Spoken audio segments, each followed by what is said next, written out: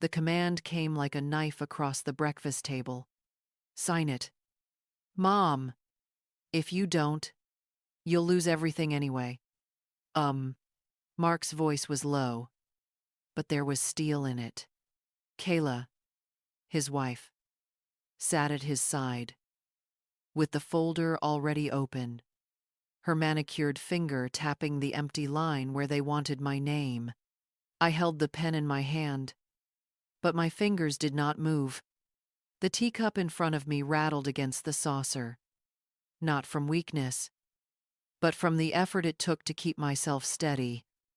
I am Grace Ward, 70 years old. A widow? A mother of 2 sons. For decades, I believed sacrifice was the true definition of love. I gave Mark my time, my patience, my savings.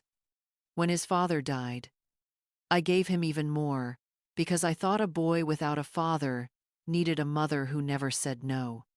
But as I looked at him now, leaning forward, eyes narrowed, I realized the boy I had raised no longer existed. In his place sat a man who saw me only as an obstacle to his inheritance. Kayla leaned closer, her perfume sharp in my nostrils. It's routine. Grace, she said softly, as if I were a child too stubborn to understand. Just your signature and the house, the accounts. Everything will be secure for us, for the family. You'll have less stress. 1. Her words were honey over poison. I forced myself to smile, to appear calm, but inside I could feel the storm gathering. Outside the window, the September sun spread gold across the garden. My late husband and I had planted together. The roses he loved still bloomed. Stubborn against the changing season, he used to say, "Grace, things rooted in care grow stronger than anyone expects." That memory steadied me. I placed the pen on the table, far from the paper. My son's hand twitched. His jaw tightened. He thought he had me cornered. What he didn't know was that I had prepared for this moment for months. The list on the counter still bore the words I had scribbled at dawn. Bread, soap, bank, will. My handwriting shook on that last word. Not from age, but from the weight it carried. I knew today would test everything I had endured: the whispers about my age, the sly comments about my confusion, the warnings that if I didn't cooperate, I would end up in a nursing home. I looked at Mark directly. "I will not sign anything until I read it," I said. My voice was quiet but steady. A stone dropped into water. His smile cracked for the first time. This was not just about papers. This was about dignity. About drawing a line between the love I once gave freely and the respect I now demanded. And if you're listening to my story right now, I ask you to stay with me until the end. Subscribe. Leave me a note telling me where you're watching from. And remember this: sometimes the smallest act of resistance, a pause before a signature, can change the entire course of a life. The battle for mine had just begun. Before the folder, before the threat, there was only love, or at least what I thought was love. I married Robert when I was 19. He was a factory worker with strong hands and gentle eyes. And together we built a life out of little things. Second-hand furniture, hand-sewn curtains, chipped dishes that somehow carried feasts. We never had much, but we had enough. Enough to raise 2 boys, Mark and Ben, in a home that echoed with bedtime stories and the clatter of baseballs hitting the fence in the backyard. I remember nights when Robert worked double shifts and I stayed awake at the kitchen table, balancing bills by the light of a single bulb.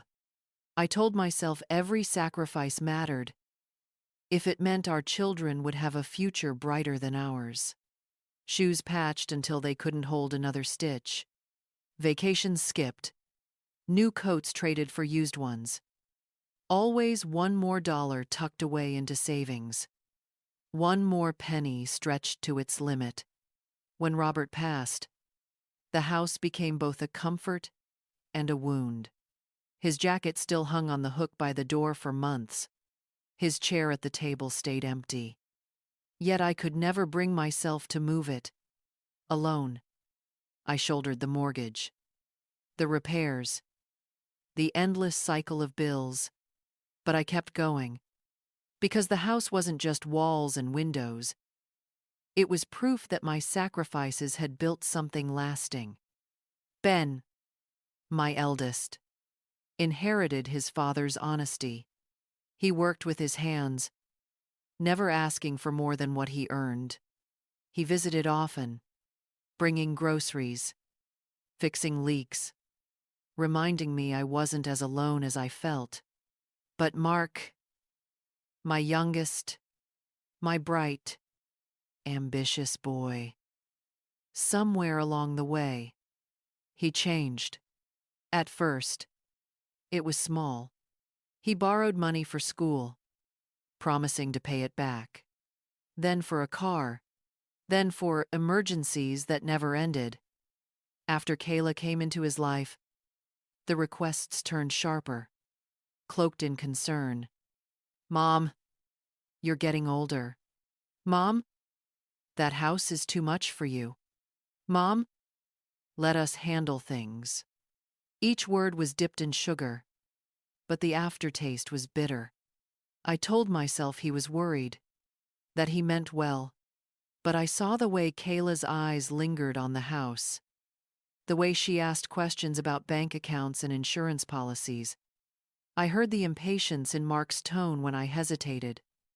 And slowly, the love I had poured into him began to feel like water poured onto sand, soaking in, disappearing, leaving nothing behind. Still, I held on to hope. That's what mothers do. We hold on even when our grip breaks us. I told myself if I just gave more, if I just bent further, maybe I could keep the family whole. But the bruise on my arm from Kayla's grip, the sharp command in Mark's voice, the folder on my table demanding my signature, those were the cracks in the illusion. And illusions, once broken, cannot be rebuilt. This wasn't just about money. It was about the years of sacrifice. The roof patched in storms. The meals skipped so the boys could eat. It was about a lifetime given freely, now being twisted into a weapon against me. And as much as it tore at my heart, I realized something that morning. Love without respect is not love. It's leverage. The morning after the confrontation at my kitchen table, Mark arrived earlier than usual. He carried my house keys in his hand before I could even reach for them, dangling them like they already belonged to him. I'll drive, he said, his smile too fast, too polished. Kayla followed close behind, clutching a leather folder against her chest like it was treasure. Don't worry, Grace, she said in that syrupy voice that always made me feel smaller. This will all be over before lunch. Just a few signatures. Less stress for everyone. Less stress for them. Maybe. For me. Every step toward the door felt like walking into a storm. The car smelled too clean. A strong scent, sprayed to cover up the stale grease from fast food wrappers. I knew they had stuffed into the back seat. Mark turned on the radio. Soft jazz humming under his words. He talked about the weather, about sales at the hardware store, about how banks made everything complicated for older people. That's why we're helping. Mom, he said, eyes fixed on the road. You taught me to take care of family. Family. He used the word like a rope, twisting it around my wrists. Kayla leaned back, finally opening the folder, just enough for me to glimpse the papers inside. Lines of fine print covered the pages. She angled it toward me and tapped her red polished nail against one paragraph. See? Initial here? It's just to let the lawyer contact us if anything comes up. Standard procedure. But my eyes caught the bold letters above the line. Transfer of inheritance rights. I didn't flinch. I didn't even blink. Instead, I closed the folder gently with one finger and handed it back. Later, I murmured. Kayla's smile twitched. Of course, she said too quickly. We'll review together. Mark cleared his throat, glancing at me in the rearview mirror. Mom, it's not a big deal. You've done enough. Let us handle things. You deserve peace now. Peace. I remembered Robert saying the same word years ago. But his peace meant walking together through the garden, not being stripped of everything I owned. The car rolled to a stop at a red light. Outside the window, I watched children cross the street with backpacks too big for their shoulders. For a moment, I saw my boys at that age bend steady and protective. Mark always running ahead, his laugh chasing the wind. My chest ached with the memory. How could the same boy who once clung to my hand now try to take everything from me? Kayla touched my arm again. Not gently this time. It's better this way, she whispered. For all of us? And a friend. I turned my gaze to the window, counting in my mind 1, 2, 3, 4, steadying myself. I would not give them the satisfaction of seeing me break. They thought I was walking into a trap. What they didn't know was that I had already planted the seeds of my defense. The law office sat on the corner of Main and River, a modest building of brick and glass. To most, it was just another place to sign contracts. But to me, walking through those doors felt like stepping into a battlefield. Mark rushed ahead, pulling the door open with exaggerated politeness. Careful, Mom, he said, as if I were a fragile vase about to crack. Kayla followed close behind. The leather folder pressed so tightly against her chest, it seemed fused to her skin. Inside, the air smelled faintly of coffee and polished wood. A receptionist lifted her eyes from the desk, and for a moment, her smile faltered when she noticed the faint bruise on my forearm. She looked away quickly, but I had seen it, the flicker of recognition. Before Mark could announce himself, a woman in a navy jacket emerged from a side office. Julia Brooks.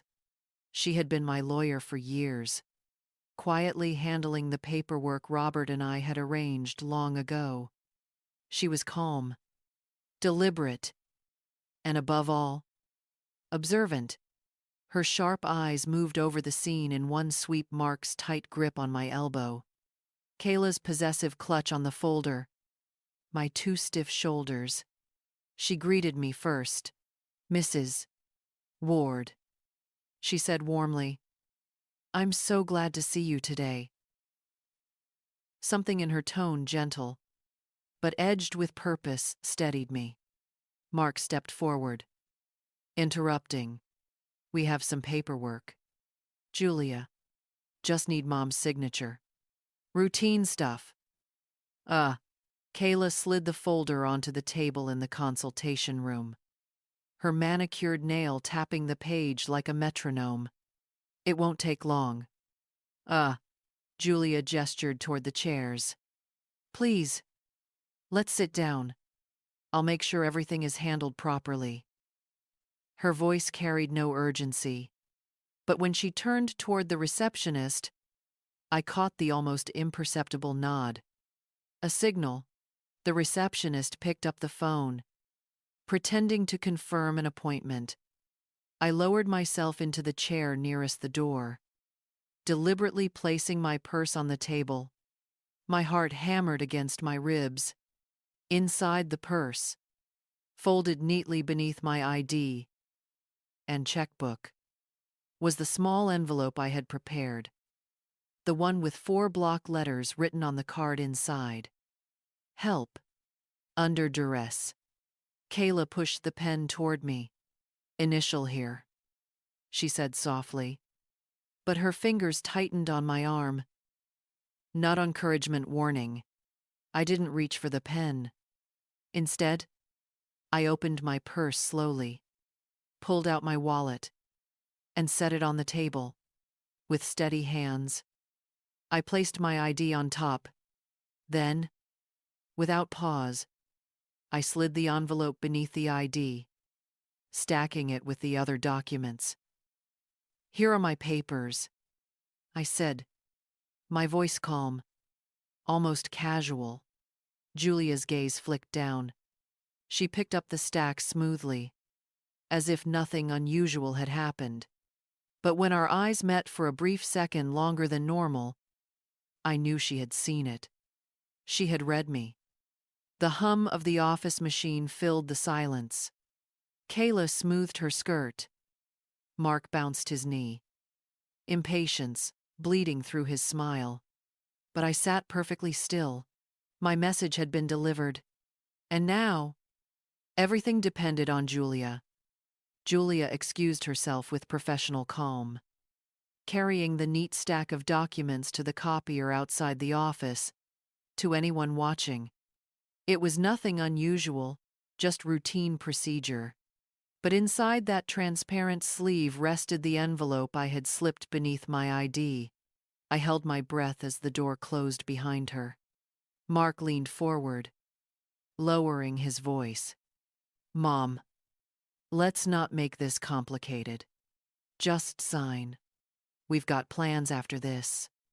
I'm Savinska. Kayla's fingers pinched my elbow. Her smile frozen. It's for your own good. Grace, don't drag this out. I nodded vaguely, but my mind wasn't on their words.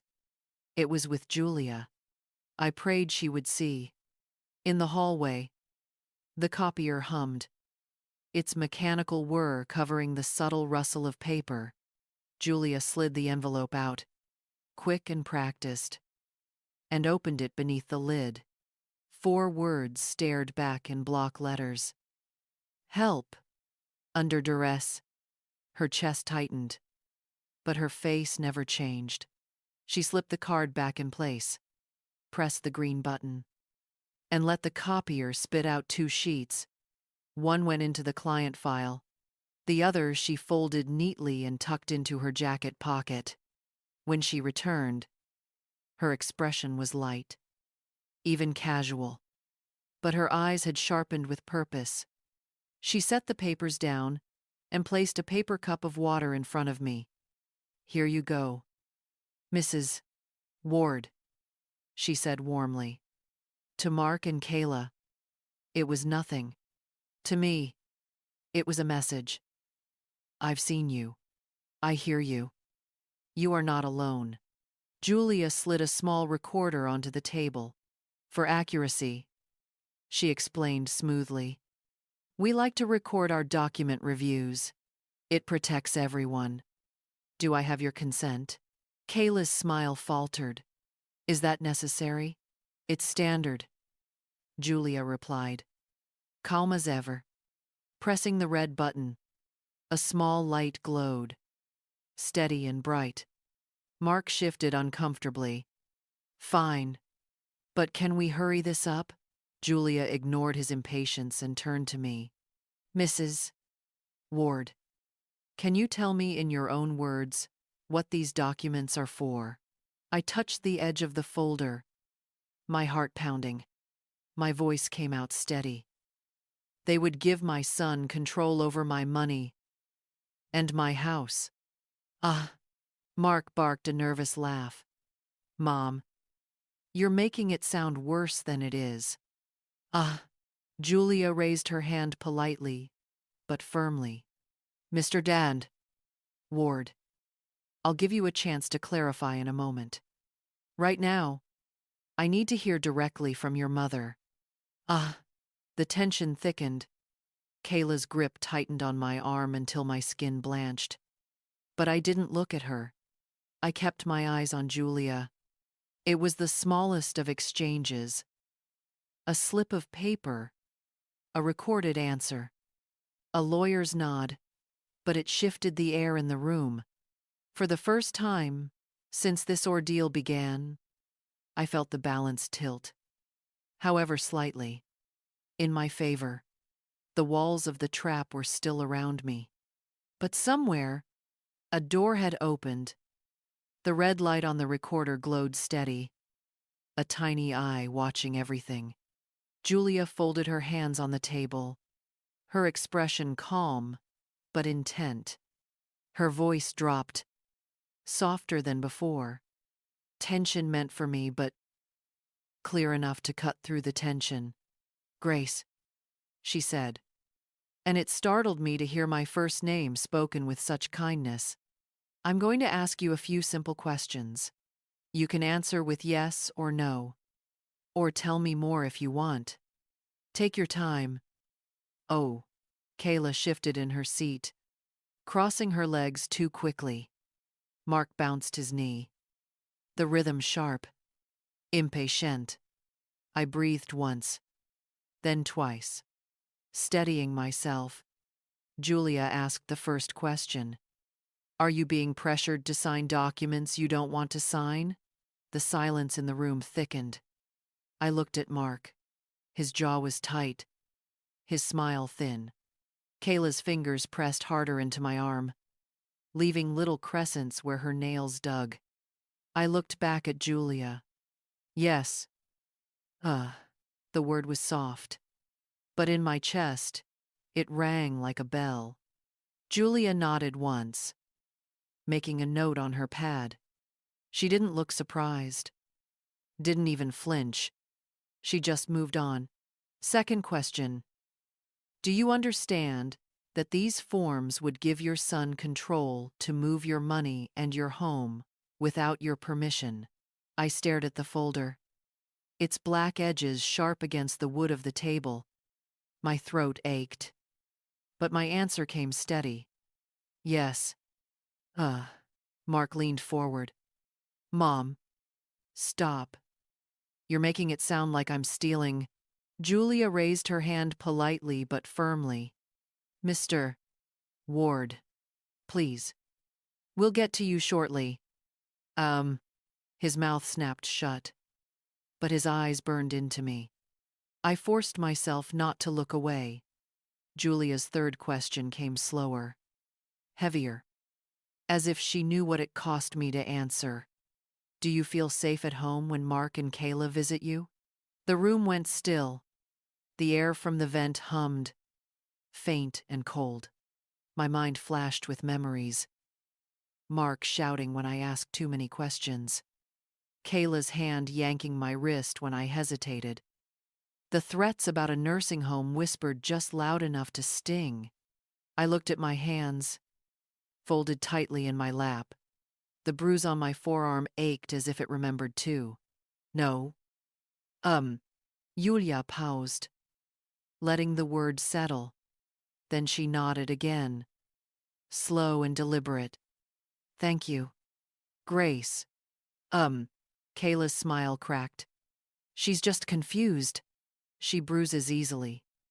She's imagining things. Oh. Julia ignored her. She turned back to me. Voice steady. You've done the hardest part. You spoke the truth. Oh. For the first time in weeks, I felt something shift inside me. Not victory. Not yet. But the weight of silence I had carried alone began to lift. The recorder captured everything, the tremor in my voice, the denial in theirs, the calm in Julia's tone. Evidence. Proof. A record of betrayal. And the first fragile notes of my resistance. I sat taller in my chair. For once, I was no longer invisible. The office door opened with a soft click, and for a heartbeat I thought Julia had summoned another clerk. But when I looked up, I saw a tall figure framed by the hallway light, broad shoulders, work boots still dusted from the yard, hair tousled in the way it always was after a long day. "Mom?" It was Ben, my eldest. My breath caught in my chest. Julia had called him. I realized. My hand trembled before I reached out, as if to confirm he was real. Ben crossed the room in 2 strides. He didn't hug me hard, he never did, but he took my hands in his, holding them gently, firmly. His eyes searched mine, worried but steady. "Are you okay?" For the first time all day, I felt safe enough to answer honestly. "I am now." Mark's face shifted. Surprise, flickering, before anger smoothed it over. "What's he doing here?" he demanded. Voice sharp. Kayla sat straighter, clutching the folder tighter against her chest. Julia didn't flinch. "Mr. Ward," she said evenly. "Mrs." Hughes asked that her trusted contact be notified. "This is standard procedure when legal documents concerning inheritance are being signed." Inheritance?" Ben repeated, his eyes narrowing. He looked from Julia to me, then to Mark. "What's going on here?" Mark forced a laugh. Brittle and too loud. "Nothing. Just routine paperwork. Mom's tired of handling everything herself. We're just making things easier." But Ben wasn't fooled. He had grown up in the same house, with the same parents, listening to the same values. His gaze dropped to the bruise on my arm. The pen shoved too close to my hand. His jaw tightened. "What did you do?" he asked, voice low, dangerous in its calm. Kayla's smile twitched. "Don't be dramatic, Ben. We're helping. That's all." Julia placed a document flat on the table, her movements measured. "Before we proceed, I need to clarify something for all parties present. The notary stamp on these forms is invalid. Our legal department has confirmed it is falsified." "Oh." The words landed like thunder. Ben turned sharply toward Mark. "You tried to forge papers? Against your own mother?" Mark's face flushed, his voice rising. "Don't twist this. I was trying to protect her. She doesn't know what she's doing anymore." "Oh." I found my voice then, stronger than I expected.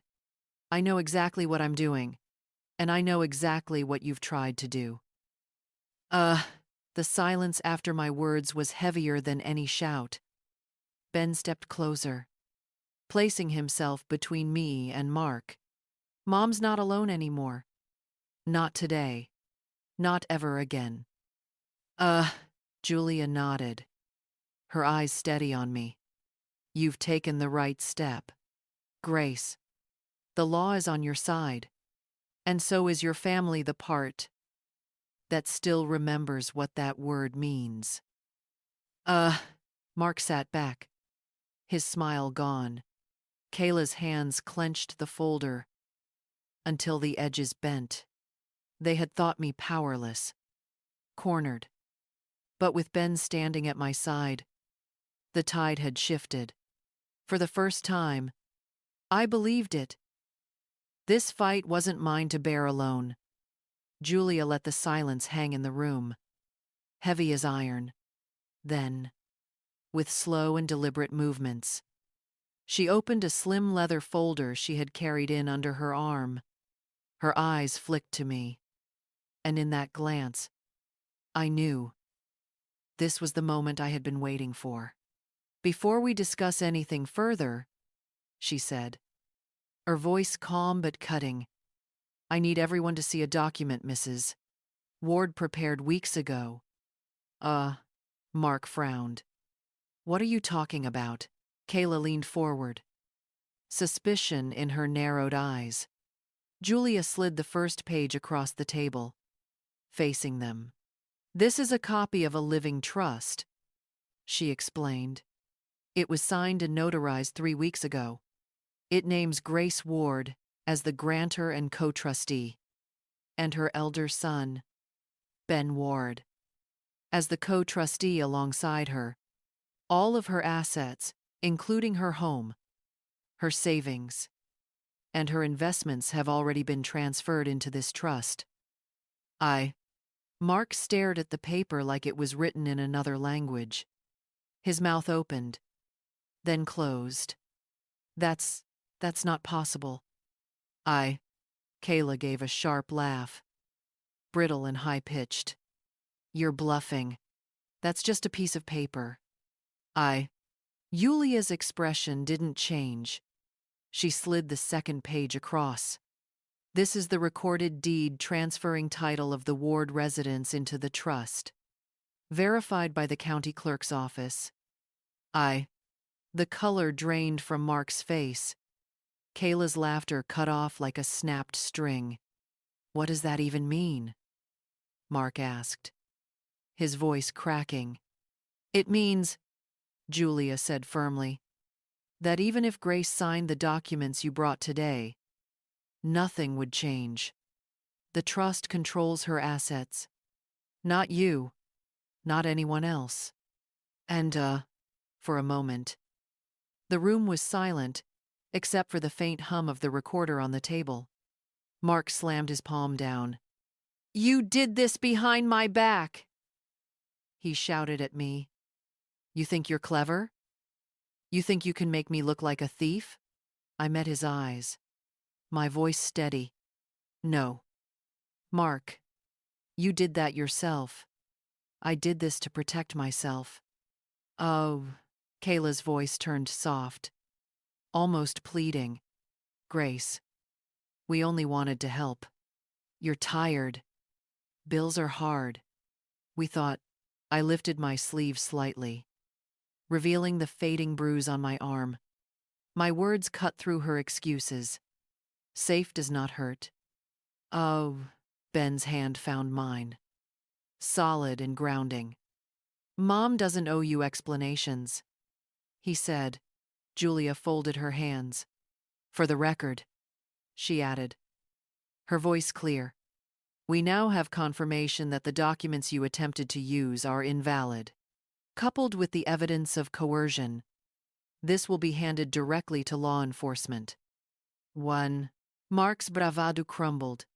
He sagged back in his chair, eyes darting from the trust papers to me, as though he had finally realized the fortress he thought he was storming was already sealed. Kayla whispered something under her breath, a string of curses masked by a thin smile. But it was useless. The game was over. The inheritance they thought they could seize had already been locked away beyond their reach, beyond their control. For the first time in months, I felt the ground steady beneath my feet. That evening, long after the storm at Julia's office had passed, I sat alone at my kitchen table, the same table where Mark had once shoved the folder and demanded my signature. Now the surface held only 2 things. A slim folder labeled Trust Documents and a small brass key to my safe deposit box. They were quiet objects, but they carried hard lessons. Ben had come by earlier to change the locks, not to take the house from anyone, but to make sure I felt safe. Before he left, he hugged me and said, "You're not alone anymore." Those words mattered more than any check could. Safety, I had learned, is not only physical, it is legal, emotional, and communal. I took a fresh sheet of paper and wrote slowly. Each sentence intentional. Mark, you are still my son, but you are no longer my heir. Love cannot excuse betrayal. Respect cannot be forced with signatures. If one day you learn the difference between family and greed, my door will open again. Until then, you cannot have my home, my money, or my trust. Folding the letter, I placed it atop the trust papers. I put the brass key into my palm and walked to the safe. Turning the lock felt like closing a chapter and opening another, one governed by boundaries and clear protections. The click was final, but not cruel. It was practical. I poured tea into Robert's chipped mug and held it for a moment. Outside, the roses still bloomed, stubborn as ever. For years I had mistaken kindness for weakness and sacrifice for silence. Tonight I understood the difference. Kindness endures because it is rooted in dignity. Protection is not betrayal, but wise stewardship of what you love. If you are listening, remember this. Prepare your paperwork. Name an advocate. Change unsafe locks. Ask for legal advice. And build a circle who will stand with you. You do not have to choose between love and safety. You can have both. When you protect them wisely, the house, the trust, my life, they remain mine, always mine. I learned the hard way that love is not an excuse for theft, and kindness is not weakness. Protect your life with clear boundaries. Get legal documents in order. Name an advocate. Secure your home, and keep people who truly stand by you. Dignity is earned and defended, and that is how we honor what matters most.